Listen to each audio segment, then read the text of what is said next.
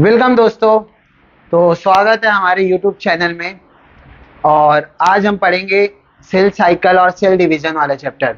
ये नीट के point of view से सबसे इम्पोर्टेंट चैप्टर रहने वाला है। मतलब बहुत और दूसरे भी है, लेकिन ये चैप्टर्स पे से पहले कुछ सालों में बहुत कम क्वेश्चन पूछा करते थे, जैसे कि एक से दो क्वेश्चन आते थे। लेकिन अब देखा जाए तो ट्रेंड कैसा चल रहा है, 2020, 21, 22 और 2023 में कुछ चार चार क्वेश्चन, 3 से 4 क्वेश्चन पूछे गए यही चैप्टर में से। तो आज ये चैप्टर का हम सिर्फ इंट्रोडक्शन देंगे। उसके बाद के सभी चैप्टर्स आपके लिए कल आएंगे।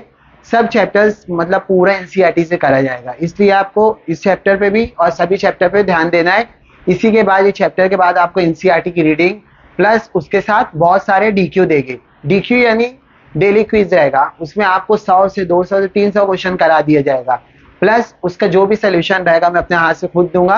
और जो भी अभी बेसिक से, सब एकदम बेसिक से पढ़ेंगे, जिसको कुछ भी नहीं आता हो, जो भी 10th में भी गया हो बच्चे या 11th में गया हो, उसको सब आएगा। तो इस लेक्चर पे ध्यान दीजिए। आपको गारंटी एश्योर है कि 340 आउट ऑफ 360 आ ही जाएगा। मेरे पूरे प्लान को फॉलो करो। तो हम चालू करते हैं सेल साइकिल सेल डिवीजन वाले चैप्टर से। इस चैप्टर में नीट का डीप फील होगा। मतलब हम नीट का डीप फील कराने वाले हैं, कैसे कराने वो तो आप देख लेंगे। तो अभी सबसे पहले बेसिक करेंगे। अभी हम जो सेल के बारे में पढ़ेंगे एकदम बेसिक है, लेकिन इससे भी ज्यादा बेसिक हम मॉलिक्यूलर जेनेटिक्स में पढ़ेंगे, जिसपे सॉरी कि क्रोमोसोम्स कैसे बनते हैं, डीएनए कैसे बनता है, डीएनए की स्ट्रैंड कैसे बनती है, वो और भी बेसिक है। उसमें बहुत मजा आने वाला है। इसको जेनेटिक्स में पढ़ेंगे हम मॉलिक्यूलर। लेकिन अभी अपने को इतना जानना सफिशिएंट है कि हमें क्रोमोसोम पता होना चाहिए क्या है, सेल पता होना चाहिए, न्यूक्लियस पता होना चाहिए। तो अभी हमें really जो काम है अभी हम उसमें देखेंगे। जैसे हम पढ़ते हैं यूकैरियोटिक सेल, पढ़ेंगे सेल डिवीजन का। तो यूकैरियोटिक सेल में होता है असल में सेल डिवीजन, प्रोकैरियोट्स में भी होता है, लेकिन उसमें कुछ एक्सेप्शन में बताऊंगा आप लोगों को, पर वो बाद में। इसलिए हम पहले बेसिक पढ़ते हैं। ये एक यूकैरियोटिक सेल है। इसमें हम देखी जाए तो ये है अपना साइटोप्लाज्म। जो अंदर सेल के अंदर जो लिक्विड भरा रहता है ना, उसको हम साइटोप्लाज्म बोलते हैं। और ये जो एक एरिया है न्यूक्लियस के अंदर के एक एरिया रहता है, जिसके अंदर हमारा जेनेटिक मटेरियल्स रहता है। जेनेटिक मटेरियल्स वो रहता है जो इंफॉर्मेशन कुछ रखता है, जैसे कुछ प्रोटीन बनाने की इंफॉर्मेशन, बहुत सारी इंफॉर्मेशन। इसके बारे में हम बाद में बात करेंगे। बस इतना ध्यान रखिए, न्यूक्लियस है, न्यूक्लियस के अंदर जेनेटिक मटेरियल्स रहता है। और जेनेटिक मटेरियल्स जो कंडेंस्ड फॉर्म रहता, मतलब खूब उलझा रहता। जेनेटिक मटेरियल मतलब डीएनए। डीएनए हमारा 2.2 मीटर लॉन्ग है, और उसको इतने कम जगह में एडजस्ट होना नामुमकिन बात है। तो उसको ज्यादा कंडेंस्ड करते हैं, बहुत ज्यादा कंडेंस्ड। तो वो ज्यादा कंडेंस्ड फॉर्म रहता है क्रोमोसोम। तो आप देख सकते हैं न्यूक्लियस के अंदर क्रोमोसोम है। अब न्यूक्लियस के अंदर क्रोमोसोम है, तो हम देखते हैं न्यूक्लियस के जो यूकैरियोटिक सेल है, हर सेल की साइज अलग रहती है। तो यूकैरियोटिक सेल का जो साइज है वो 10 to the power -6 मीटर रहेगा। 10 to the power -6 मीटर रहेगा, ये साइज हो गया। अब हम इसका पढ़ते हैं कि इसको डिकंडेंस्ड करके हम सेल साइकिल वगैरह कैसे पढ़ेंगे। तो करते हैं 2 मिनट ओके। सॉरी गाइस, क्योंकि मैं फर्स्ट टाइम वीडियो बना रहा हूँ तो थोड़ा सा आएगा, 1 2 दिन 3 दिन मेरे को लगेगा अच्छे से परफेक्ट होने, क्योंकि मैं अभी तक का ऑफलाइन पढ़ाता था, फर्स्ट टाइम यूट्यूब पे आया हूँ। तो यहाँ पे देखिए, अब हम पढ़ेंगे क्रोमोसोम जो है अपने न्यूक्लियस में, उसे हम डिकंडेंस्ड करके, मतलब उस वो बहुत उलझा हुआ है, ऐसे पैकिंग में है, तो हम ऐसे नहीं स्टडी कर सकते। तो उसको पहले सॉरी उसको पहले हम बता देंगे कि वो कैसे खुलता है, कैसे पैकिंग होती है उसमें, और उसमें सेल डिवीजन कैसे पढ़ी जाती है।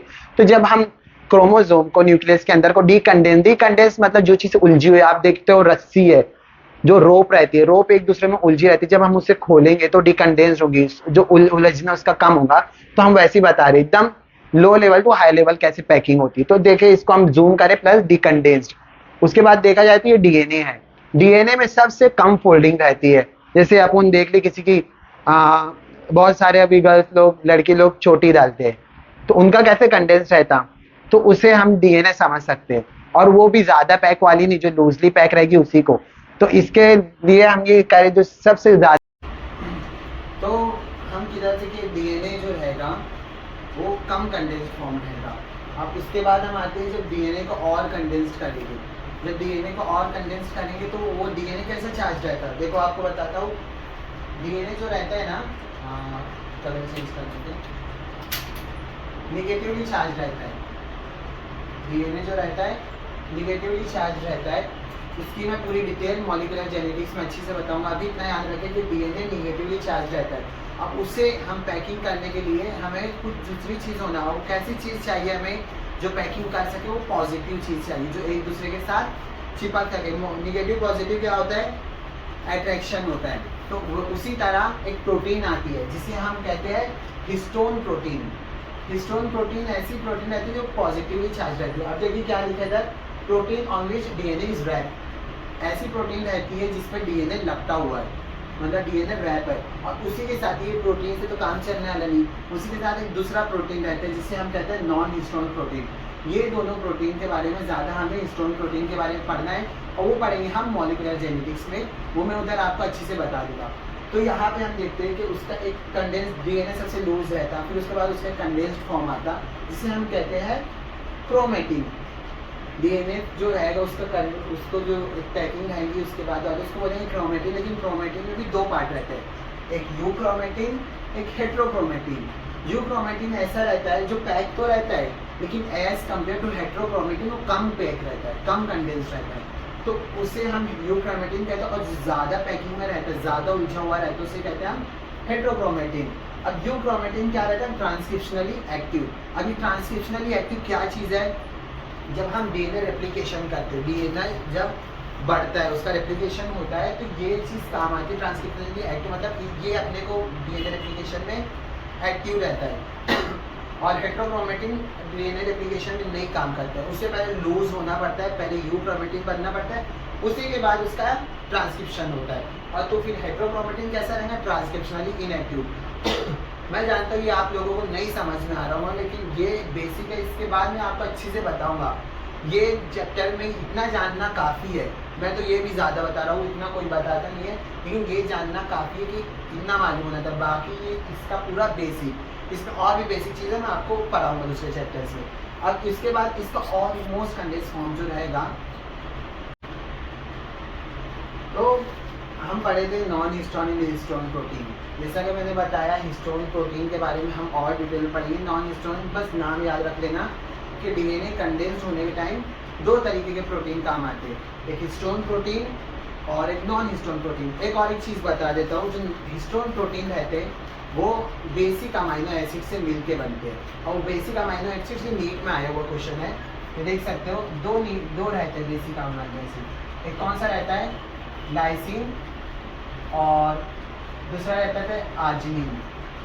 लाइसिन और आर्जिनिन, ये दोनों बेसिक अमाइनो एसिड्स हैं जो हमें हिस्टोन में पाए जाते हैं। अब जब ये मोस्ट कंडेंस्ड फॉर्म हो गया, ये हेट्रोक्रोमेटिन और यूक्रोमेटिन कंडेंस्ड फॉर्म है, सबसे कम कंडेंस्ड फॉर्म डीएनए, उससे ज़्यादा कंडेंस्ड क्रोमेटिन, और जो सबसे ज़्यादा उसके ज़्यादा मतलब क्रोमेटिन से ज़्यादा यूक्रोमेटिन से ज़्यादा हेट्रोक्रोमेटिन रहेगा।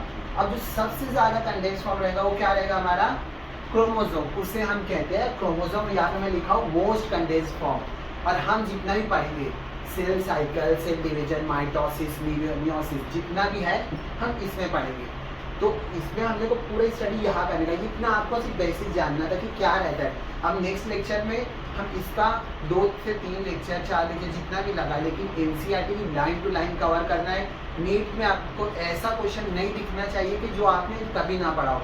एनसीईआरटी की डीप लाइन भी आपको समझ में आएगी, और ये बेसिक चैप्टर है। अगर आपको बायो अपनी तगड़ी मजबूत करना है, 360 आउट ऑफ 340 प्लस लाना है, तो ये सब चीज़ आपको बेसिक मजबूत करना पड़ेगी। और उसके बाद जो मैं क्वेश्चन लेके आया हूँ, अब मैं जो भी क्वेश्चन रहेगा उसे DQ बोलूँगा, डेली क्विज रहेगा अपने को। तो हमारे DQ आज तो मैं एक ही लाया हूँ, इसके बाद भंडार रहेगा आपके पास, क्वेश्चनों का भंडार, और वो भी ऐसे वैसे फालतू क्वेश्चन नहीं रहेंगे, एनसीईआरटी बेस्ड क्वेश्चन रहेंगे। नीट में जैसा क्वेश्चन पूछे जाते हैं उसी बेस पे क्वेश्चन आएगा। जैसे कि अभी नीट में कैसा क्वेश्चन आ रहा है, असर्शन रीजन आ रहा है, मैच द फॉलोइंग आ रहा है, और दूसरा कैसा आ रहा है, स्टेटमेंट क्वेश्चन आ रहा है। पहले की नीट थोड़ा रहता था टफ लेवल, लेकिन उसमें कैसा रहता था, सिंगल क्वेश्चन करेक्ट, इसलिए हम वो नहीं करेंगे। हम जैसा नीट का पैटर्न चल रहा है, जैसे एनसीईआरटी चल रही वैसे पढ़ेंगे।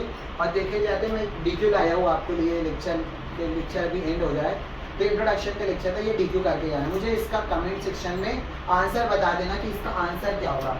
ये क्वेश्चन है क्या, chromatin is made up of, chromatin is made up of, इसमें 4 ऑप्शन दिया है, DNA plus non histone protein only, DNA plus histone protein only.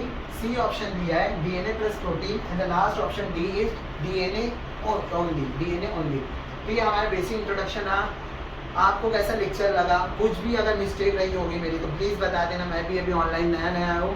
बाकी तो मैं ऑफलाइन पढ़ाते रहा. और सब्सक्राइब करें चैनल को और लाइक करें और दोस्तों तक शेयर करें और जो टेलीग्राम चैनल पे ज्वाइन हो जाए. अगर आपको इसकी हैंड रिटन नोट्स, मेरी खुद की बनाई हुई नोट्स चाहिए तो फॉलो मी. मैं आपको टेलीग्राम पे पूरा PDF फॉर्म में दे दूंगा. चाहे तो आप उसका प्रिंट निकाल लेना. बाकी NCERT वगैरह हो गए. So thank you and all the best.